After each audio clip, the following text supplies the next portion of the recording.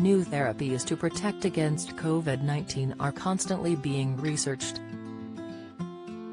But with a virus which presents itself with new variants almost every few months, finding the best level of protection has been futile. Antibody therapy, however, has provided startling results in the fight against COVID-19, according to a new study.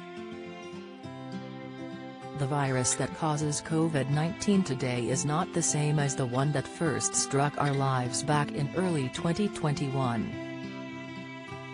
Experts warn that many of the variants circulating now are worryingly resistant to some of the antibody-based therapeutics which were developed for a different type of virus. Many of the variants circulating now are partially resistant to some of the antibody-based therapeutics that were developed based on the original virus. As the pandemic continues, more variants inevitably will arise, and the problem of resistance will only grow. Finding a therapy which is highly protective against a wide range of viral variants is on the forefront of most medical researchers. An antibody may have been identified that is highly protective at low doses by researchers at Washington University School of Medicine. Moreover, the antibody attaches to a part of the virus that differs little across the variants, meaning that it is unlikely for resistance to arise at this spot. The study has been published in the journal Immunity and could be a step toward developing new antibody-based therapies which are less likely to have their potency reduced even with virus mutations.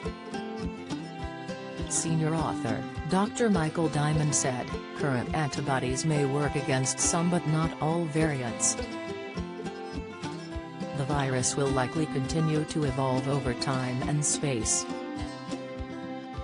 Having broadly neutralizing, effective antibodies that work individually and can be paired to make new combinations will likely prevent resistance." To find neutralizing antibodies that work against a wide range of variants, the researchers began by immunizing mice with a key part of the spike protein known as the receptor binding domain. Then, they extracted antibody-producing cells and obtained 43 antibodies from them that recognize the receptor binding domain. The researchers screened the 43 antibodies by measuring how well they prevented the original variant of SARS-CoV-2 from infecting cells in a dish. The researchers selected the 2 antibodies that were most effective at protecting mice from disease and tested them against a panel of viral variants.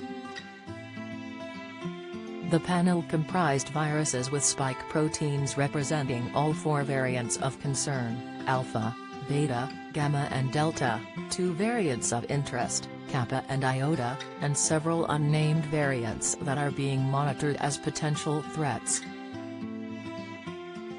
This antibody is both highly neutralizing, meaning it works very well at low concentrations, and broadly neutralizing, meaning it works against all variants, added Dr. Diamond.